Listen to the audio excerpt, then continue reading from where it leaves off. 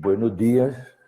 Les agradezco haber llegado bien y a la hora, porque con el mal tiempo y toda la situación es muy difícil llegar, ¿no? Sí. Recordaba yo una vez que cuando se estaba negociando un anterior proceso de paz, fui a la embajada francesa a un desayuno que nos había invitado el embajador. Y entonces eran las 8 y yo llegué faltando un cuarto para las 8. Y entré y vi que no había nadie en la casa. Y entonces vi una persona mirando debajo de las mesas, ¿no? Miraba así, yo estaba solo, entonces yo le dije, ¿usted qué está buscando? ¿Se le perdió algo? Entonces me dijo, no, yo soy el embajador y quería ver si todo estaba en orden. Bueno, entonces vamos a iniciar con la primera parte. Nosotros organizamos esta presentación con Nicolás para hacer entender mejor el libro. Y entonces vamos a mirar hoy el punto 1, que es triple sociedad y sometimiento en la democracia. Entonces voy a explicar o tratar de explicar los conceptos básicos, que algunos están sintetizados en la página 15, digamos, la introducción que yo le hice al libro. Pues lo hago así para que ustedes sigan muy bien el libro. Ustedes ven, dice, en este escrito busco integrar la corrupción, cooptación y captura del Estado al núcleo de la economía política postmoderna y a la teoría del desarrollo multidimensional. Está aquí. ¿Qué quiere decir eso? Es decir, que el tema, digamos, de la corrupción se ha tratado siempre como un tema, digamos, además, fuera de la sociedad y del núcleo de las teorías, ¿no? Lo que yo creo que es una falla grande. Ustedes toman los modelos de Arrow, de Bré, digamos, el núcleo central de la teoría neoclásica, y se considera que las sociedades son, digamos, homogéneas. Que uno tiene, por un lado, consumidores, productores, otros que hacen el arbitraje, pero que no hay diversidad interna, heterogeneidad. Entonces, ese es un punto que yo considero fundamental. Digamos, dentro de las teorías de la CEPAL, era una idea fundamental. Hay heterogeneidad en la sociedad. Y eso fue formalizado, pues, por Arthur Lewis, el Premio Nobel de Economía, por Ranis Fay. Ustedes recordarán que se mencionaba, digamos, que había un sector moderno con un sector tradicional. Entonces ahí hay heterogeneidad, no hay homogeneidad. Y la idea era trasvasar la gente que estaba, digamos, en el sector tradicional al sector moderno. Esa era una idea central. La otra era la que estaba vigente en el siglo pasado, cuando se decía que hay un sector formal y un sector informal. Eran dos, siempre eran dos: moderno, tradicional, formal e informal.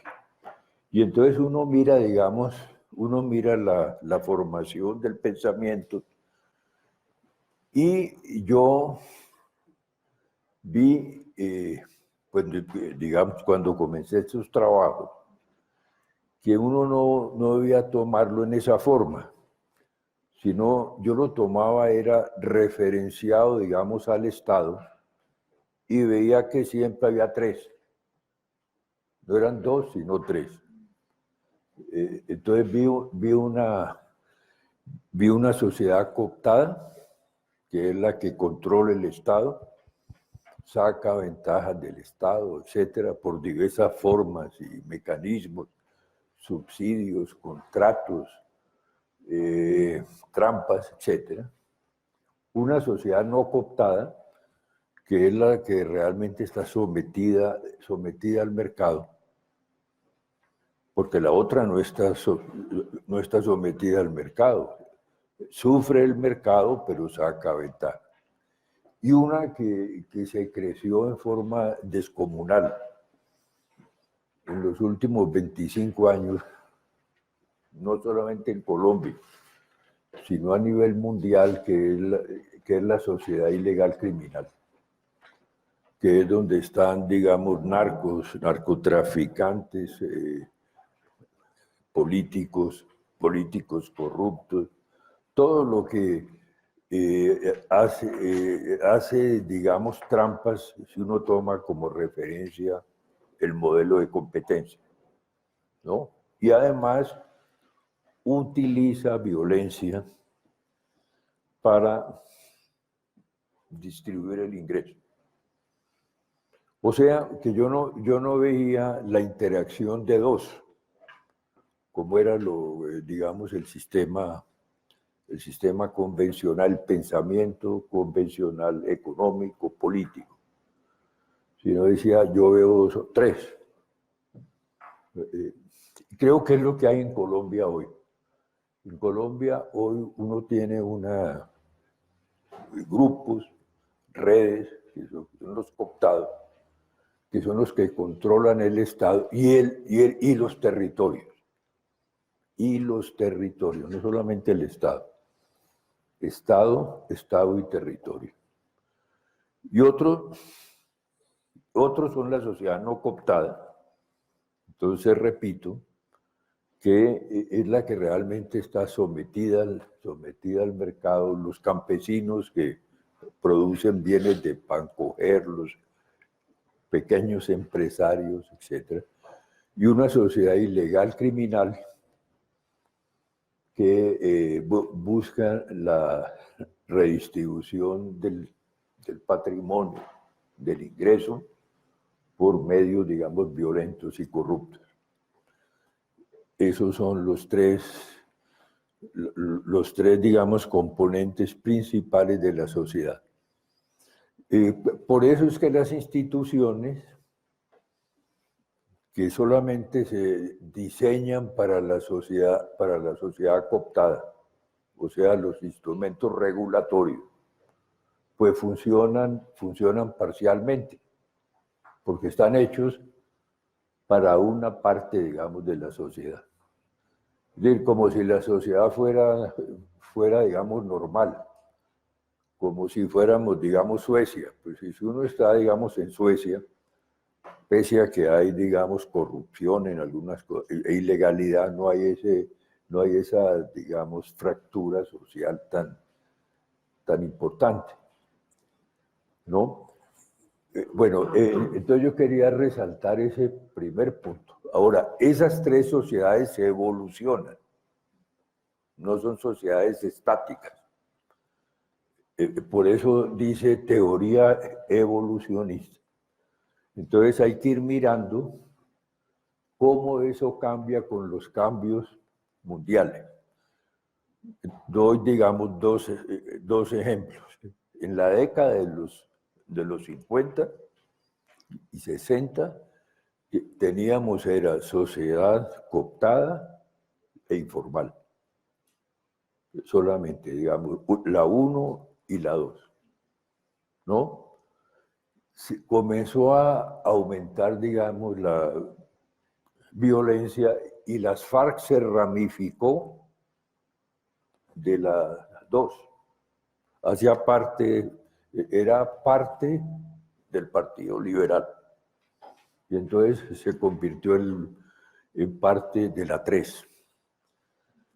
Vino después el narcotráfico y hizo crecer desmesuradamente la 3 y redes de la Sociedad 1 y de la 2 se pasaron al narcotráfico. O sea, hay movilidad, migración. Entonces es un punto clave. Y el otro punto, el otro hito grande es cuando viene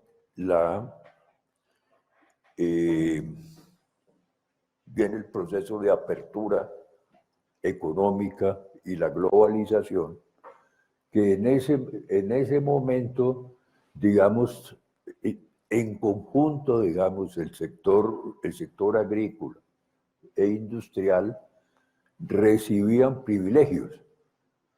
Pero entonces viene el sistema de competencia y entonces se le eliminan los privilegios, digamos, aparte de la industria y de la agricultura, ¿no? Entonces, un ejemplo de eso que me parece muy importante es el café. El café antes de los 90. Yo escribí un trabajo con José Antonio Campo, que se llama Bonanza Cafetera y Economía Concertada y Bonanza Cafetera. El café tenía un sistema propio de autorregulación. Existía el Pacto Internacional del Café, una especie, digamos, de OPEP del café, que permitía regular los precios. Si los precios se bajaban, Colombia conversaba con Brasil, que era, digamos, que eran los dos eran Colombia, Costa Rica y Brasil, y un poco Costa de Marfil. Y entonces decían, bueno, disminuyamos la oferta para mantener los precios. Eso era a nivel internacional. Y en el orden interno existía el Fondo Nacional del Café, que se ocupaba de estabilizar los precios. O sea, en las épocas de bonanza cafetera se hacía, digamos, un ahorro, se guardaba y cuando caían los precios se sacaba esa bolsa y se le entregaba, digamos, a los campesinos. Era un sistema, ¿no? Ese sistema todavía funciona, digamos, en Costa de Marfil. Colombia lo eliminó, pero en Costa de Marfil, donde yo estuve hace un año, otras cosas, miré eso cuando viajé, todavía hay un sistema así. Es decir, el campesino, antes de sembrar, sabe qué precio va a recibir. Y entonces el Estado tiene que tener mecanismos de estabilización y financieros para poder cumplir eso, porque si no le cumple, el campesino entra en quiebra. ¿No? ¿Sí entienden eso?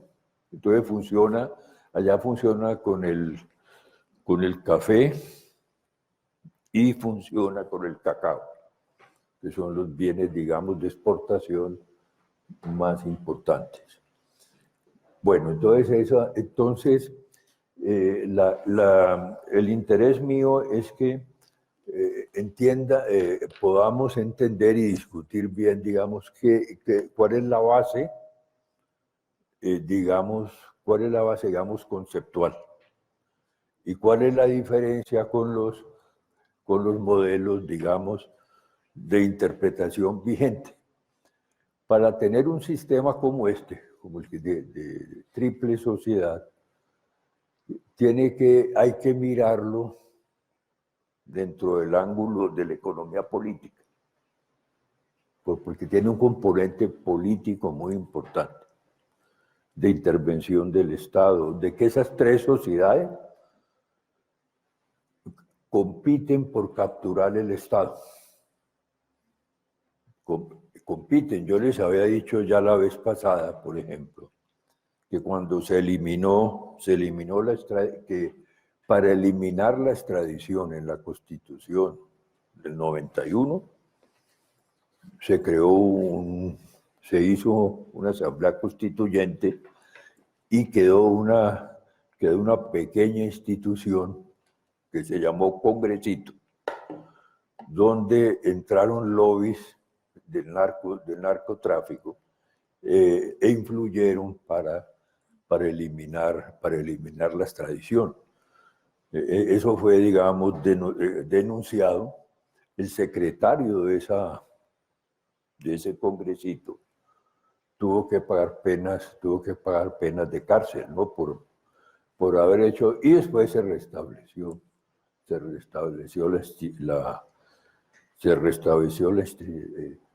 la extradición. Bueno, entonces en esta gráfica que está en la página, ¿y qué página está, Nicolás? ¿Qué número? 46, que está en la página 46. Entonces hicimos como una síntesis. Hicimos una síntesis de esto que les acabo de demostrar. Entonces son Estado como mercado. Porque yo le puse a un libro mío que salió en el año 97, el Estado como mercado. Porque yo veía que el Estado, de cierta manera, funcionaba como un mercado. O sea, que grupos podían comprar partes de Estado, de las regulaciones, ¿no? Entonces uno decía, ¿quién es el dueño de la seguridad social? Entonces más o menos había unos grupos identificados. ¿Quiénes controlan tal institución? Eso es lo que yo llamo el Estado como mercado. No solamente la venta de las empresas públicas, sino la venta del poder regulatorio. Ese es un punto fundamental, la venta y la negociación del poder regulatorio. Bueno, entonces ustedes ven arriba que yo distingo organizaciones públicas y privadas, ¿no? Están mirando el gráfico, pero ven que hay ustedes ven que hay una intersección que se llama ambigüedad, fuzzy logic.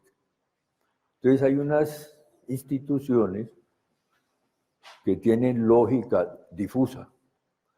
Uno no sabe de quién son, cómo se controlan. Entonces ¿cómo nació eso ya en la Colombia moderna? En la Colombia moderna, en el año 1927, se creó la Federación Nacional de Cafeteros. Colombia dependía del café, como hoy depende. ¿De qué depende hoy Colombia? Exacto, petróleo y la minería y petróleo. El café representaba entre el 70 y 75% de las exportaciones. Pues era vital como el petróleo. Es decir, si el precio del café se venía al suelo, entonces había que hacer, digamos, devaluaciones, etcétera, todo, como es hoy. Antes tenía que hacerlas el Estado, pero antes las hacía el Estado y hoy las hace el mercado.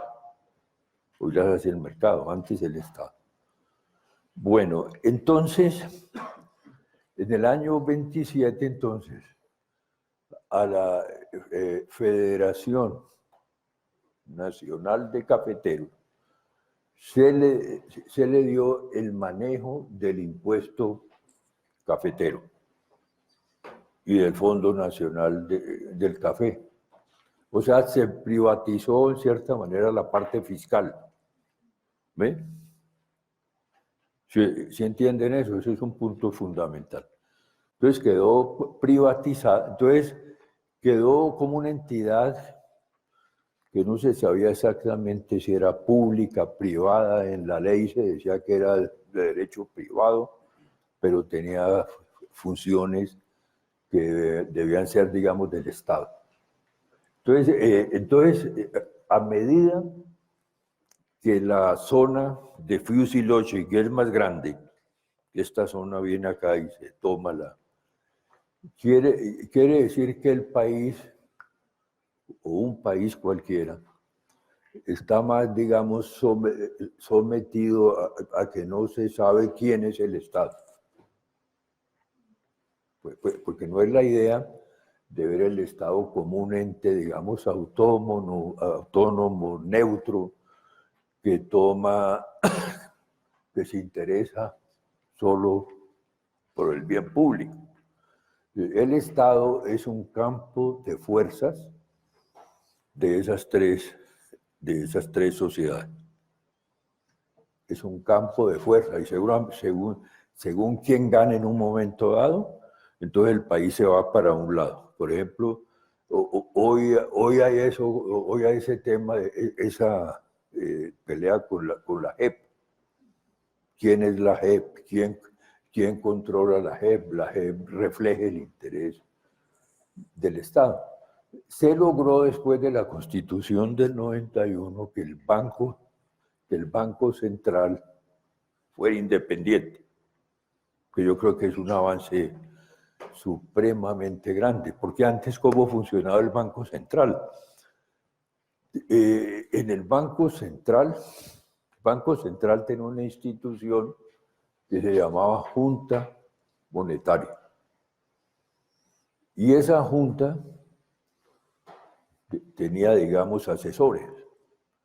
Pero como el Banco Central manejaba fondos de subsidios, Fondo Financiero de Desarrollo Urbano, Fondo Financiero Agropecuario, Fondo Financiero Industrial, entonces podía darle ventajas a un grupo sobre otro. Lo que no se podía hacer hoy, ¿no? Hoy no se puede hacer. Antes sí. O sea que el Estado era un campo de fuerzas para repartir subsidios y ventajas, ¿no? Entonces, es importante. Entonces, de repente se decía, salió una resolución para promover el algodón en la costa, en la región tal. Pues era porque habían presionado internamente y se les daba un crédito subsidiado y los subsidios eran muy altos, ¿no? Entonces eso creaba una cantidad de conflictos terribles, ¿no? Entonces el Estado era un campo de fuerzas.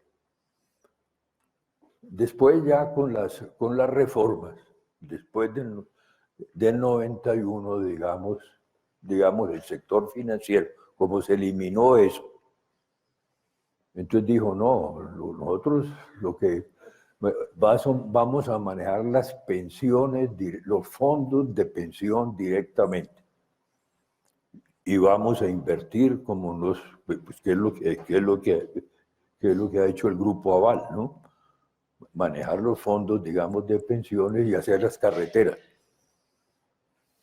Cosa que yo creo que es un error muy grave, porque elimina el concepto democrático, digamos, de competencia. Si es un sector financiero, debía estar separado, digamos, del sector real de la economía, porque puede hacer una cantidad de manipulaciones, como las ha hecho. Bueno, entonces la concepción global es esa. Después, entonces, el control, lo que llamamos control, tenemos las tres sociedades. La sociedad, digamos, cooptada, orientada al Estado, al privilegio, a sacar ventajas, rentas, contratos. La sociedad no cooptada, orientada al mercado, porque no le queda otra cosa, ¿no? no le queda otra cosa. Porque si pudiera sacar ventaja del Estado, pues entonces es allí donde puede sacar las ventajas. Y tres, la ilegal criminal, digamos, la coacción. Esos son los tres elementos fundamentales. Y entonces aquí aparecen las instituciones. Y hay que tener claro que las instituciones, hay dos tipos de instituciones. Uno es las instituciones reglas del juego. ¿Cuáles son las instituciones reglas del juego? La Constitución, la ley, cualquier ley, la ley de la educación, ¿no? Por ejemplo, para dar unos ejemplos. Entonces hay una cantidad de instituciones. La ley del sistema general de regalías. Esas instituciones fueron, para ser creadas, fueron el resultado de un conflicto y de una pugna, digamos, entre tres sociedades, ¿no? Y en las instituciones hay que tener en cuenta las instituciones, organismos, con los operadores, o sea, la institución de física. Entonces uno dice, Colpensiones, esa es una institución, organismo, y está manejada por operadores, que pueden hacerlo de acuerdo con el bien general o que pueden hacerlo favoreciendo determinados intereses. Eso depende de quién está gobernando. Bueno, y entonces, dependiendo de toda esta pugna, entonces prevalece el Estado o prevalece el mercado. Entonces, el problema es transferencia de derechos, si los derechos de propiedad pasan por el Estado o pasan por el mercado, dependiendo de esa pugna, o pasan por la ilegalidad, que es la otra forma. Bueno, entonces continuemos, Nicolás.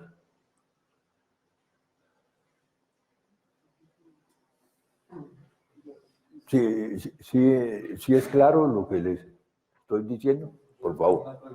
Digamos, usted decía, por ejemplo, que la independencia del Banco Central permitía que pues, no se jugara a favor de ciertos intereses, pero no podría pensar que la política de inflación objetivo que se aplica actualmente tiende a favorecer al capital financiero, más que al... Pues en cierta forma, pero esa es una política internacional.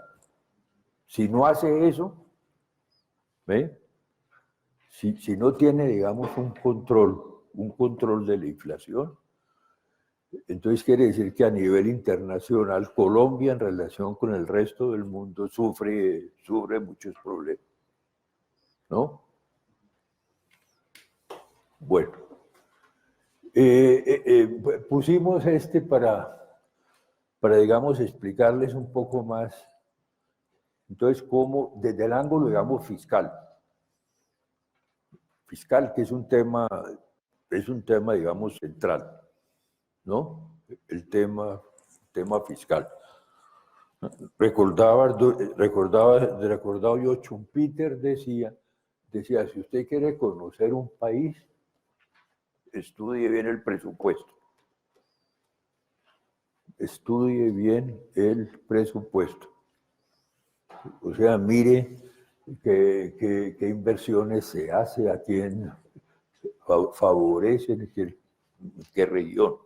Entonces, la parte fiscal, desde el ángulo de la tributación y del ángulo del gasto, pues tenemos los dos, tributación, gasto, ingreso, gasto, del Estado, ¿no? Entonces es fundamental entender eso. Bueno, entonces, ¿cómo funcionan las tres sociedades que yo les he mencionado? Entonces, la sociedad no cooptada, trabaja con actividades no declaradas con fines de evasión tributaria y economía informal. Entonces, básicamente, y en buena parte, su rentabilidad depende de que no pague impuestos. Y le traslada ese costo al mercado político. Entonces, los políticos, entonces cuando se les va a poner impuestos, los políticos dicen, no, ¿cómo se les va a poner impuestos? Son muy pobres, etcétera. Pero entonces ese es un tema. Entonces, un país, Colombia tiene más o menos hoy 55% de empleo informal, ¿no? Que es una cosa gigantesca, ya a veces 60, México también. Si esas personas no pagan, digamos, seguridad social, salud, pensión, entonces es un problema, digamos, terrible de largo plazo. Se le está trasladando a las generaciones futuras tener que hacer ese pago. Es punto clave. Y segundo,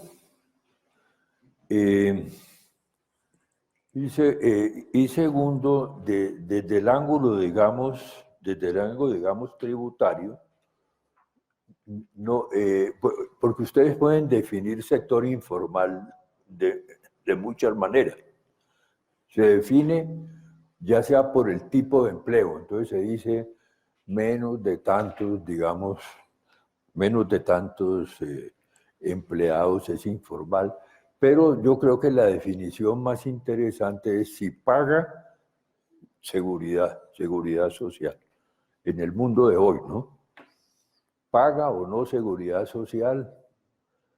Porque no puede ser una rueda suelta, digamos, en el sistema y generando, digamos, costos de largo plazo. Bueno, y el problema es si esta sociedad no cooptada, y sobre todo la parte informal, porque hay una parte que sí paga, por ejemplo, digamos, pequeños empresarios. Pero yo digo el informal, hay que irlo regularizando. Que hubo un intento, digamos, yo diría que interesante con el presidente Santos. Él comenzó a hacer pequeños pasos para digamos, regularizar, ¿no?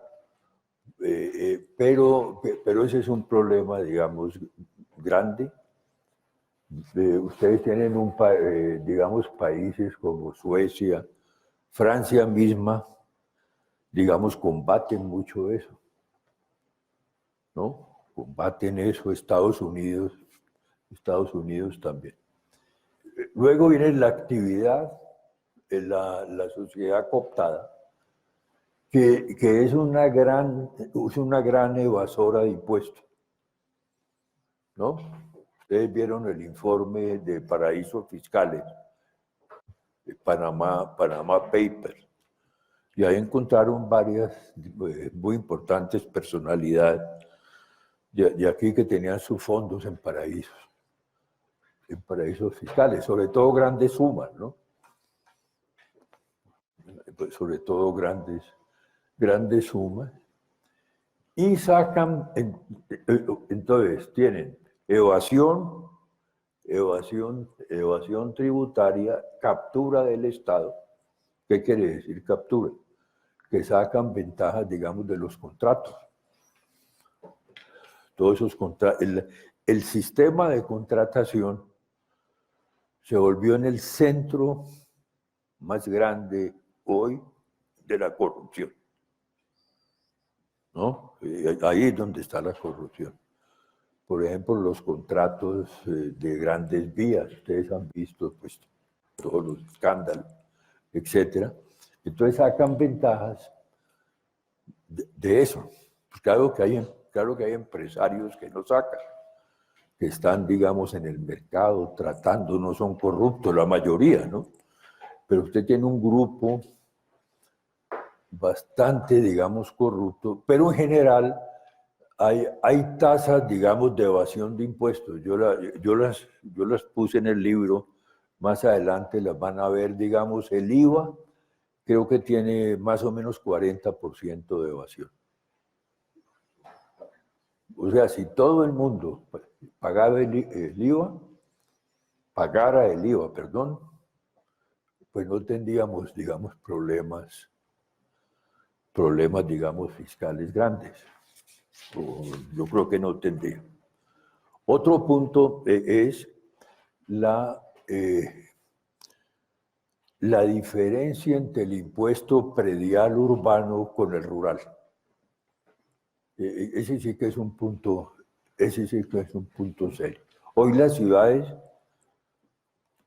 quien tenga, digamos, un predio en Bogotá, en Cali, en Barranquilla, paga un impuesto predial grande. Pero quien tenga una finca al lado donde terminó el borde urbano, está aquí su gran finca, entonces no paga. Y ese fue un punto clave del acuerdo de paz que se ha venido postergando. Veía yo las últimas cifras, que hasta el año 2022, excúseme, no, el catastro rural solo estará avanzado al 60%. O sea, hoy no se puede hacer nada. Y además los consejos municipales, sobre todo, digamos, en zonas de la costa, están, digamos, capturados por terratenientes. Ellos son diputados y concejales. Entonces no dejan que se tomen, digamos, medidas para reformar, digamos, el catastro. ¿Perdón? Respecto a ese tema, digamos, teniendo en cuenta que en un caso como colombiano la informalidad y la no cooptación son tan grandes y generan un hueco fiscal tan grande, se puede ver la cooptación del Estado en la medida de que el Estado formula políticas para corregir su hueco fiscal, pero digamos que haciendo ajustes sobre las personas que sí pagan y no sobre las que no pagan, ¿correcto? Eso es, y eso es lo que nos ha llevado a un punto supremamente crítico, porque, es decir, hay dos formas, digamos, fáciles de cobrar impuestos. Primero, a través del IVA, porque el IVA es un impuesto que tienen que pagarlo, digamos, todos. Entonces, nunca uno ve una coalición contra el IVA, porque es muy difícil crear ahí una coalición, porque todo el mundo lo paga. Pero lo que usted dice es clave, entonces queda lo que es fácilmente identificable. Y lo que es fácilmente identificable, pues, ¿qué es? Los que ya pagan. Por eso quedar en Colombia en el radar fiscal es una cosa, digamos, terrible. Cuando alguien entra al radar fiscal, es como entrar a una especie de donde están bombardeando. ¿Sí? Ese es un punto. Y entonces hay una cantidad de gente riquísima que no está en el radar fiscal, porque subdivide, digamos, propiedades, esconde lo que gana, etcétera, ¿no? Entonces ese es un tema grave. Y si un país lo más importante de un pacto nacional no es el pacto social, es el pacto fiscal. Ese es el punto clave. Entonces, decir, vamos a dejar de saquear el Estado y vamos a pagar impuestos. Pero eso requiere que haya un Estado que valga la pena. Y que no sea ese Estado, pues, de esa gente que uno ve allí en la que, digamos, la población no confía. Tengo una duda sobre el comentario que hizo el compañero Diego. Yo no. Más bien, tengo una duda, digamos, Sí. que no soy economista. Más o menos cuando uno habla de la economía informal en Colombia, en cifras o en porcentajes del PIB, como ustedes lo trabajan, ¿de cuánto estamos hablando? Y dos, o sea, ¿qué mecanismos hay o qué herramientas habría para, pues, legalizarlos y que ellos también, pues, contribuyan a las políticas que el país necesita? Perfecto.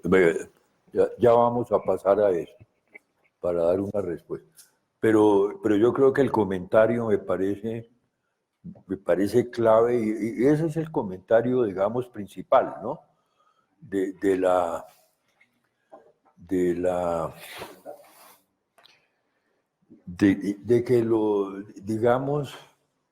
digamos, el sistema fiscal toma siempre la ley del menor esfuerzo. Yo lo definiría así, por eso era que se quería grabar la canasta familiar. Esa es la ley del menor esfuerzo. Porque ir a hacer investigaciones en un paraíso fiscal, tomar medidas que tienen repercusiones internacionales y que afectan gente muy rica, pues realmente es muy difícil. Bueno, pero vamos a continuar. Bueno, entonces el ilegal criminal acumula lo de los otros. ¿Ve? Ustedes ven que es una situación holística. La sociedad cooptada hace lo de la cooptada más algo. Y la sociedad ilegal criminal hace lo de la sociedad cooptada más algo. ¿Qué es ese más algo? Ilegal criminal, actividades no declaradas con fines de evasión tributaria. Captura del Estado, entonces trata de capturar el Estado. Beneficios económicos de la violencia. Esa es la parte nueva. Beneficios económicos. Entonces, esos beneficios económicos de la violencia hay que verlos en los 4 elementos redistributivos que yo desarrollo en mi libro. Porque generalmente se desarrollan 2. Ustedes oyen hablar siempre de la redistribución del ingreso, o sea, de la renta. Oyen hablar de la redistribución del patrimonio rara vez, cuando se va a poner impuestos sobre el patrimonio. Pero hay también dos claves hoy, que es la redistribución del poder, que es la base para las otras 2, y la redistribución de los riesgos. Hoy digamos, en la sociedad moderna, la redistribución de riesgos es clave. ¿Qué quiere decir la redistribución de riesgos? Yo creo que ya les había dado aquí un ejemplo. Tomemos la parte laboral antes de la globalización. ¿Cómo funcionaba? Los trabajadores tenían contratos a término indefinido. La mayoría tenían contratos a término indefinido. ¿Qué pasaba cuando sobrevenía una crisis? ¿Quién tenía el riesgo? Tenía el riesgo la empresa. Entonces, como la empresa tenía el riesgo, entonces después del 90, se generalizaron contratos a término definido. 3 meses, etcétera, 6 meses. Entonces, ahí, ¿quién asume el riesgo? Bueno, ese es un ejemplo de redistribución de riesgo. Yo escribí un libro que, no está acá, Nicolás, que se llama El Estado. ¿Usted lo tiene allí? No, pero no se levante. ¿No? Pero después se los mostramos. Es que se llama El Estado regulador de riesgo. Cómo se pasó de un Estado providencia, ¿no?, a un Estado que regula riesgos y cuáles son los riesgos que cada agente o multiagente, porque son multiagentes, sufre, ¿no? Ese es un punto fundamental. Ustedes vieron que la crisis de 2008, que fue creada por la corrupción del sector financiero, principalmente en Estados Unidos, ¿cómo se resolvió? Socializando la crisis. ¿Ve? Socializándola. Con unos préstamos subsidiados gigantescos a los bancos. ¿No? Ese es un esquema de manejo de riesgo. Y cada una de estas tres sociedades tiene un esquema diferente de manejar riesgos. Ese es otro punto que quiero que ustedes tengan. Por ejemplo, digamos, la sociedad, digamos, el sector informal, tiene su propio sistema de manejar riesgos, ¿no?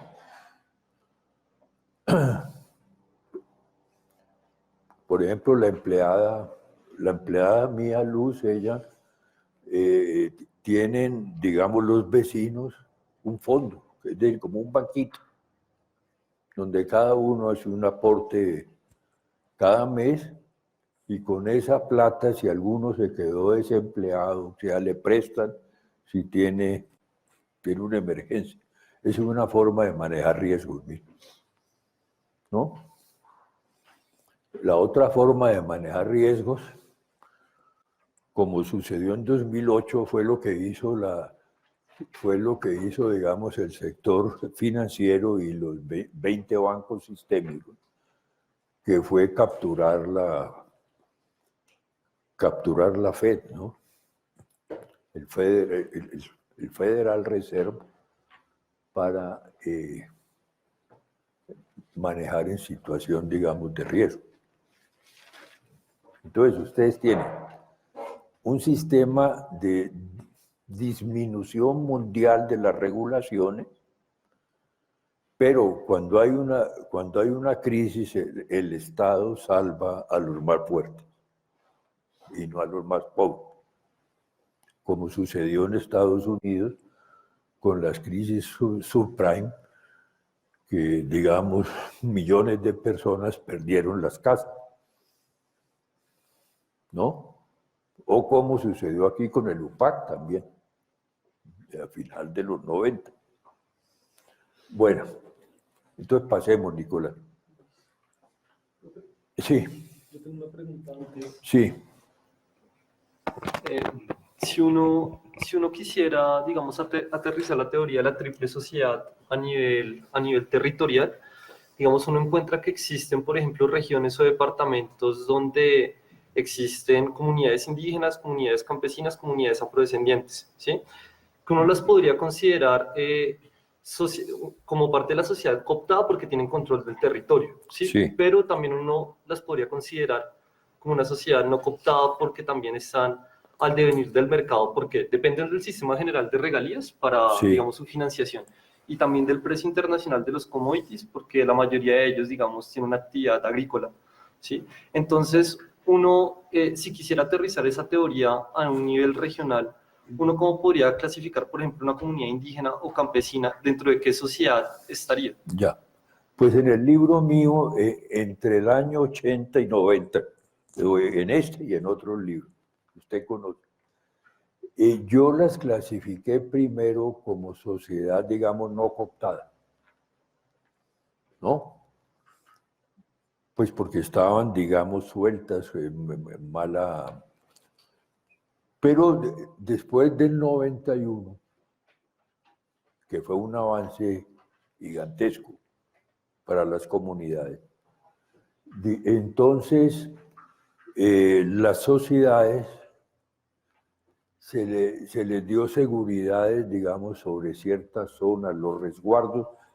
Yo creo, hay un libro mío donde está el número, el porcentaje, digamos, de hectáreas que hoy están en poder de las comunidades indígenas, independientemente si son hectáreas de buenas tierras o de malas tierras, pero ahí yo no recuerdo ese porcentaje, pero es un porcentaje muy alto.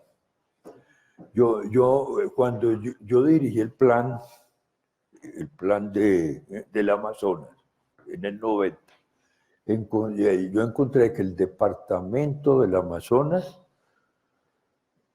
tenía 70.000 kilómetros cuadrados de comunidades indígenas y había 50.000 indígenas. Es decir, que teóricamente un indígena tenía derechos sobre 1.4 kilómetros, ¿no? Lo que pasa es que ellos no han podido hacer valer sus derechos. Yo les decía en una reunión, ¿por qué no me reciben a mí en la comunidad para yo tener este derecho de 1.4 kilómetros? 1.4, hagan valer el derecho. ¿Sí? Digamos ahí, bajo eso mismo se me ocurre una pregunta.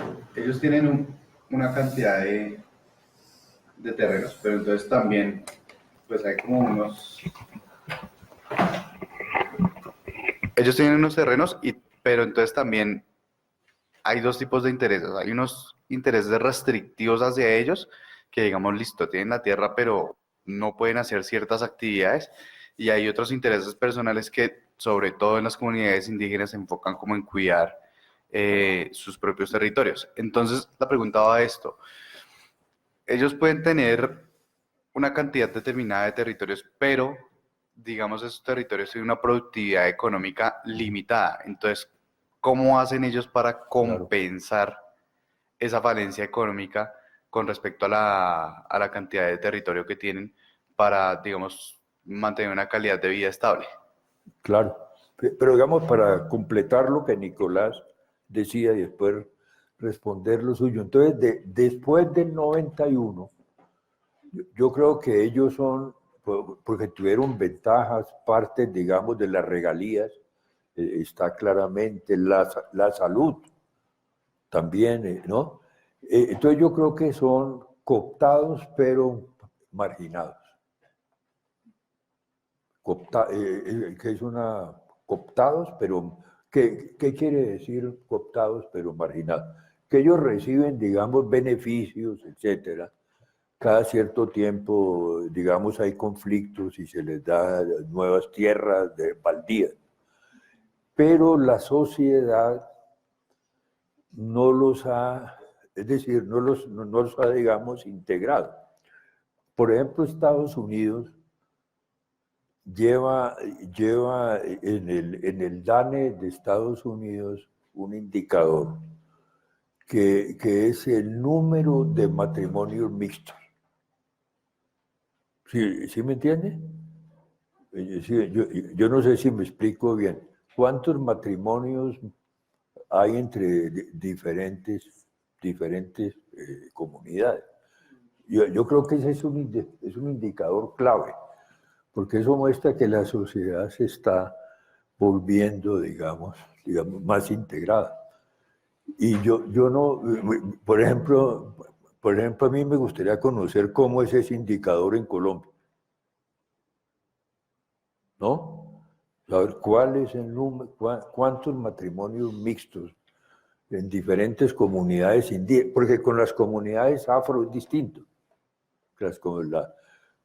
Digamos, las comunidades afro están, digamos, están muy integradas. ¿no?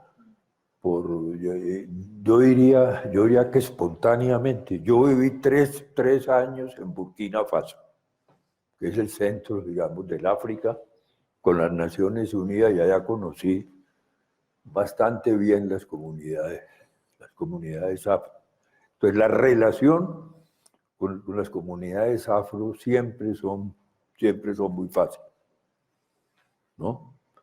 Es decir, pero entonces con las comunidades indígenas me parece a mí que hay como un, digamos, marginamiento en los dos sentidos. En los dos sentidos. Tal vez por lo que viven muy encerradas, etc. Y yo creo que deberían, como usted dice, si entendí bien su pregunta, llevarse, digamos, estudios, digamos, de productividad de las tierras indígenas. Debían tener POTs, es decir, ¿cómo es el POT indígena, por ejemplo? ¿Por qué hay un POT en todos los municipios? Casi todo, y no hay POT de las comunidades, es decir, para poder ayudar, ¿no? Porque si uno tiene un POT, entonces dice, bueno, vamos a invertir en esto y en esto. Es decir, tener una mentalidad más amplia que la mentalidad, digamos, del conflicto. Porque esa mentalidad del conflicto fortalece a los terratenientes. Eso siempre ha sido así. Yo recuerdo cuando yo era niño, yo iba a un pueblo del Cauca a pasar vacaciones, porque yo vivía en Cali. Entonces Cali era, digamos, muy caliente. Y yo iba a Silvia. ¿Ustedes han estado en Silvia? ¿Sí? Bueno, ustedes sí, Nicolás. Bueno, una delicia de clima, pero ya me tocaba ver, yo tenía 6 años, tal vez, o 7, y vivía aterrado de esa, digamos, segregación de las comunidades indígenas frente a las personas. Entonces, entonces lo que hay que romper es eso. ¿Cómo se rompe eso? Yo creo que básicamente, primero con los matrimonios. Si no hay, digamos, si no hay matrimonios mixtos. Bueno, no sé. Y que el Estado trate, digamos, con una visión, digamos, distinta. ¿No? También es cierto. Por ejemplo, toda la cuestión ambiental. Pues ellos la han desarrollado mucho, pero también hay unas técnicas y hay una ciencia del medio ambiente moderna que yo creo que debería entrar también allá. ¿Por qué no pasamos? Bueno, mire, aquí está entre los 80 y 90 el estudio que hicimos con base en las cuentas nacionales que está en el libro. Todo esto es hecho con base en las cuentas nacionales. Ahora, el problema es tomar los datos de las cuentas y decir, a ver, voy a ver qué es cooptado y qué no es cooptado.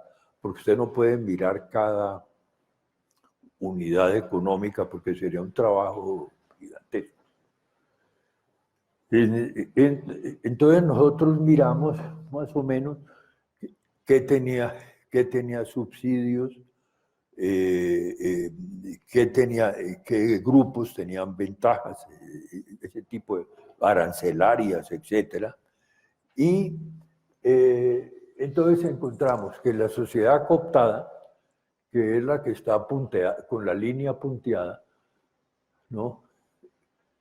Y la sociedad ilegal criminal, sobre todo en la última fase, mire, desde aquí, crecieron, digamos, muy en paralelo. Ahí que fue la época en que hubo, digamos, un pacto de lavado, digamos, de dinero grande por el sector financiero y de legalización de los recursos de la droga. Entonces ahí lo ven ustedes. Pasemos a la que sigue. Esto es ya 91-2000. Ustedes ven que la sociedad cooptada, que la sociedad no cooptada cae, mire, ¿no? Que es la línea roja, y la sociedad ilegal criminal sube desde el año 95, y la sociedad cooptada, que es la línea azul, sigue una tendencia, es decir, no hay una tendencia paralela, ¿no? Bueno, sigamos. Y esta es la 2010. Entonces, ustedes ven que la sociedad no cooptada aumenta mucho.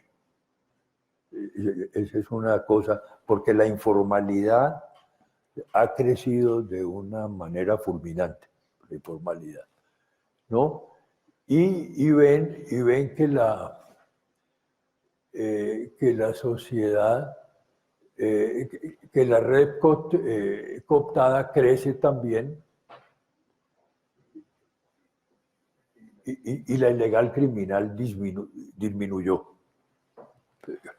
en ese periodo, pues por las medidas que se tomaron, ¿no? Miremos rápidamente un cuadro. Entonces, ¿qué incluye uno en cada caja?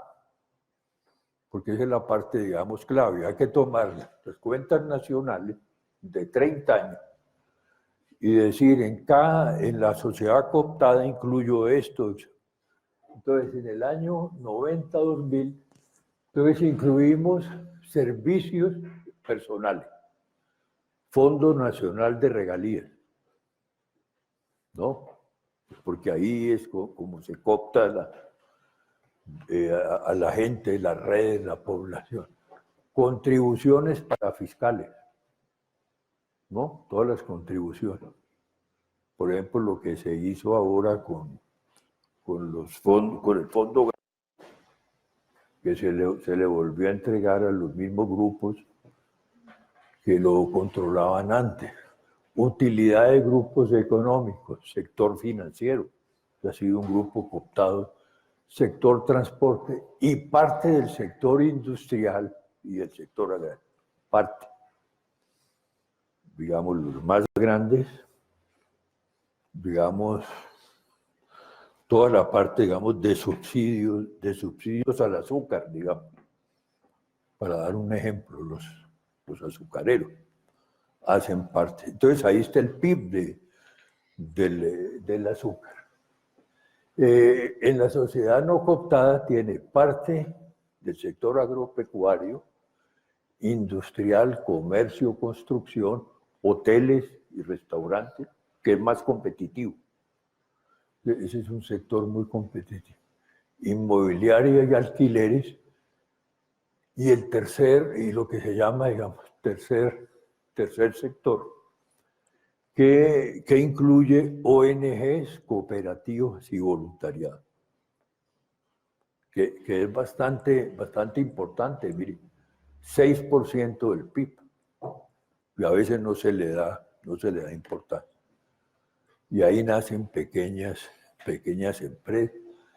Y el ilegal criminal, valor agregado, cultivos ilícitos, ingresos, narcotráfico, aparatos militares fuera de la ley, cuello blanco, que son todos esos robos que se ven, delitos contra el patrimonio, y debajo están los totales.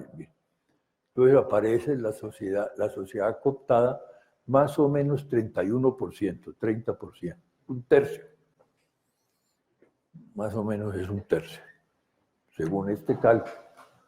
Sociedad no cooptada entre 40 y 52%, y la sociedad ilegal criminal entre 9.5 y 12.7. ¿No? Pues yo les quisiera contar, digamos, cómo son los sistemas de medición, pero ese es un punto ya, digamos, muy técnico que si tenemos tiempo lo hacemos. Sigamos, Nicolás. ¿Sí? Ah, bueno, y para terminar, ¿no? Porque ya nos llamó María Teresa. Entonces, en términos globales, principios y mecanismos de funcionamiento, digamos, de la sociedad. Este es un punto clave. Entonces yo tomé las 3 primeras líneas, las tomé, digamos, de Polanyi. Porque Polanyi dice, hay 3 formas claves. Una es el mercado. O sea, paso por el mercado, que es la institución, vehículo, la moneda. Es decir, cuando hablo de mercado, tengo que pensar en la moneda. Objetivo, utilidad, regulación, entrada y salida. Es decir, si el sistema, cómo entra y quiénes entran y quiénes salen.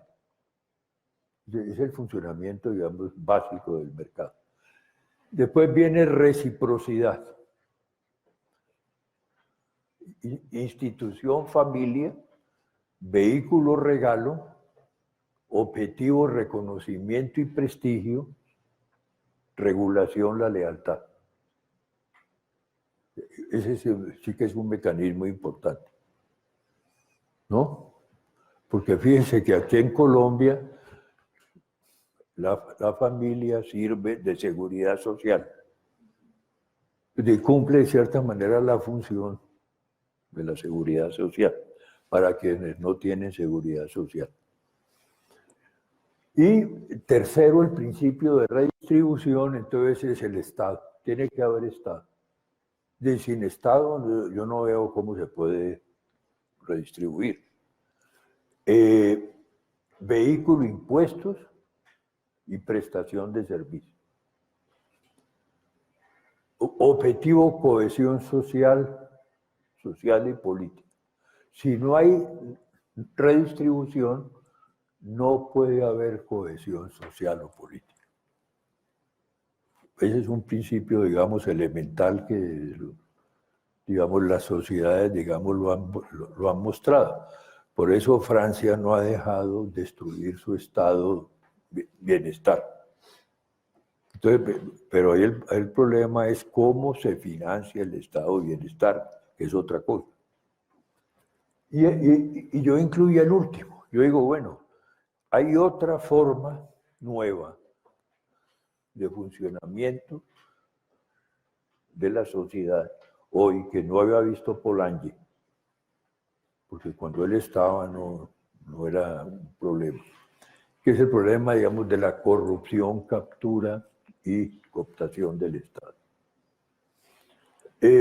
Institución, mesocontrato. Entonces, tengo que explicarles qué es eso, mesocontrato.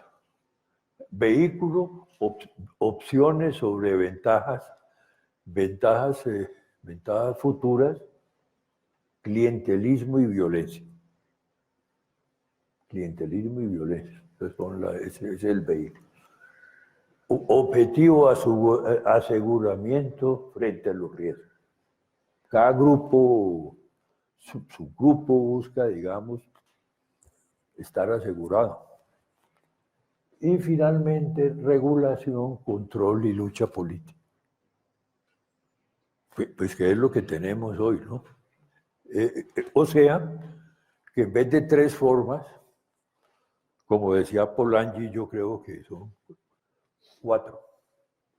4 formas si uno ve la sociedad de hoy, ¿no? Estoy hablando de hoy, o de los últimos 25 años. Con los últimos 20. Bueno, entonces levantamos, Nicolás. Yo les recomiendo leerse en la parte, digamos, de la introducción, porque ahí yo hice una síntesis para, digamos, orientar todo, ¿no?